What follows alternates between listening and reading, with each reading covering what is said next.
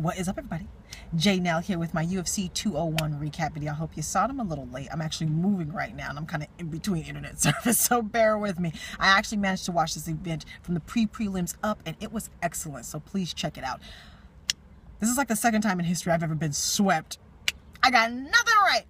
So I'm not going to go through each one, so just know I didn't get anything right. But let's go ahead and do the recap. I didn't do a prediction for the first fight. Mine was for Uncle Creepy versus Scroggins. That did not happen. But let's talk about Ryan Benoit getting the decision victory over Freddie Serrano. They both kind of were a last-minute replacement, and this was a good fight. Serrano, I believe was his fourth fight in the UFC. It might have been his fourth fight in MMA, period. Someone correct me if I'm wrong on that. He's an Olympic wrestler, and you can still tell. He hasn't quite developed his MMA wrestling yet, because when he was able to take Benoit down, which was a few times, he wasn't able to mount a really good ground and pound offense. Even up against the cage when he had the positive position, he wasn't able to dirty box or anything. He's got an axe kick that he likes to throw, but he doesn't really have too much on the feet. So it just seems like he just needs to add more to his base art. He's just kind of learning, just beginning there. Ryan was better on the feet. I knew that would happen. He had the better shot selection, landed more points, and even off of his back on the ground, going for submission attempts to get up or going for submissions and ground and pound off of his back. So he won. Who would you like to see Ryan Benoit fight next? Next up, again, I lost all picks.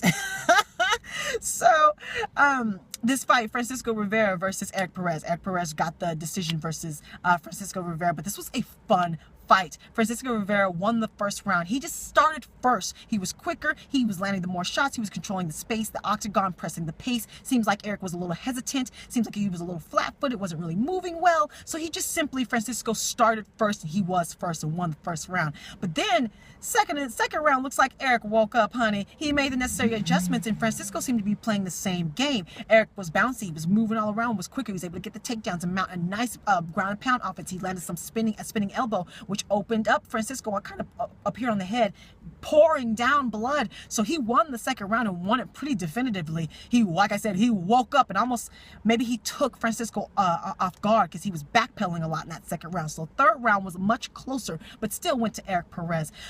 The third round, they came out the way Max Holloway and Lamas did in the last 10 seconds of their fight, except for in the beginning of the third round. They made some kind of verbal deal and said, honey, let's throw them bones. And they just started going. It was amazing. And I actually think that Francisco got the better of it because it was Eric whose leg was given out a couple times when he was taking them blows, when all that chaos and chaotic, falling all over the place. It was amazing. But then not only did Francisco punch himself out, he punched himself down to the ground. He literally was swinging all the way down to the ground. All fours. Eric stood back, just let him stand up because he was exhausted. And then Eric just took him down. And then he just, for the rest of the round, held the top position and grounded and pounded him out. The crowd was booing, wanting to get stood up, but Eric did enough. He did enough to not get stood up. But this was a crazy, fun fight.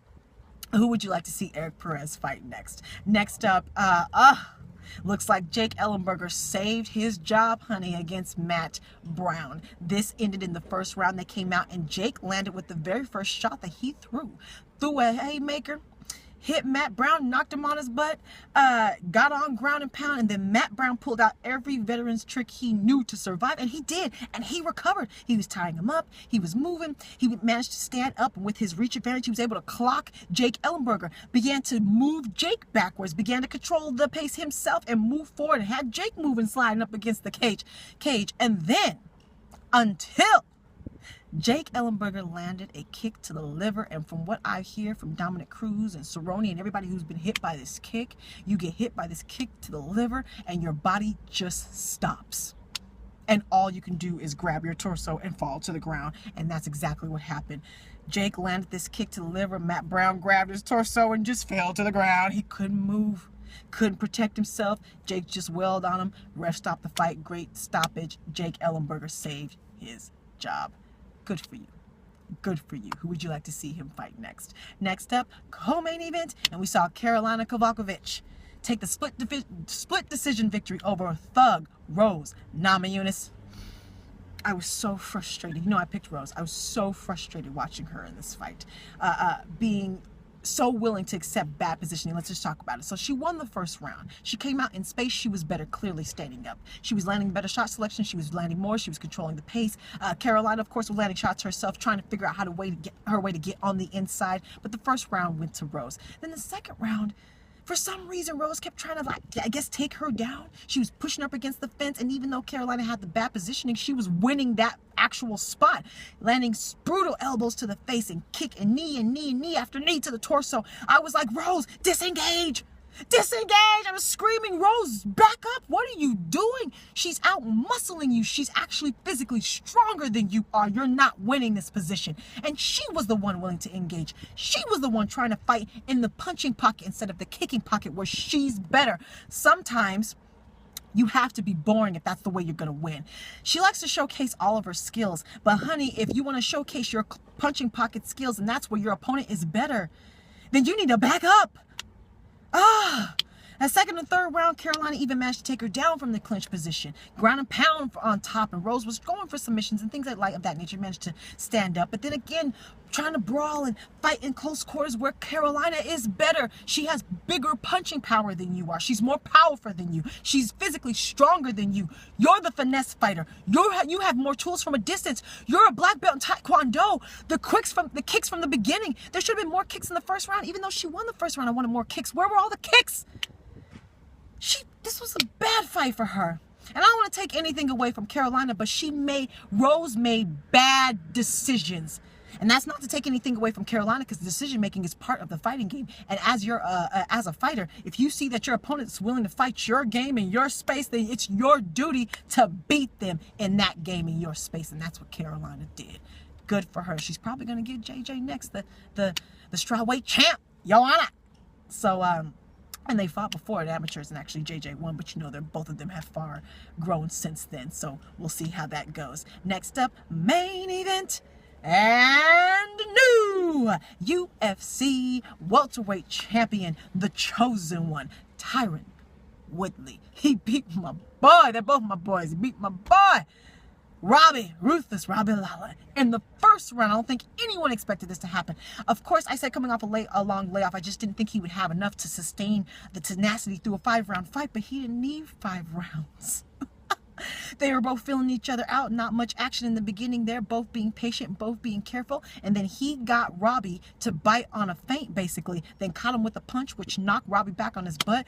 Ground and pound. I think Tyron knocked him out of consciousness and then knocked him back in. The ref was good. He was on it. He saw it. Robbie was out. Ref stoppage.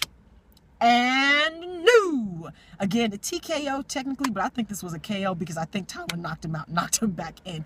Robbie couldn't stand. The ref was holding him up. This was over. This was done. That's it. There's no more to recap. As I was feeling bad for Robbie, listening to Tyron talk, that quickly went away. And I was like, I'm happy for Tyron. Because I like him. He's a stand-up guy. I checked the tape. I said way back when, the moment Robbie got the championship, Tyron said, I ain't doing that whole not fighting my teammate stuff. I'm going to split my time. I'm going to move because I'm going to fight you, Robbie. I love you to death. We're legitimate friends, but I'm going to fight you for that belt. And I love that about Tyron. And he went this whole way. He walked the line. He didn't talk too much trash because they are actual friends. But then he threw out that boogeyman line that everyone just repeated and repeated. Everyone acts like Robbie Lawler is the boogeyman. But I know he's not, or whatever the hell the line was. I know I didn't quote it right.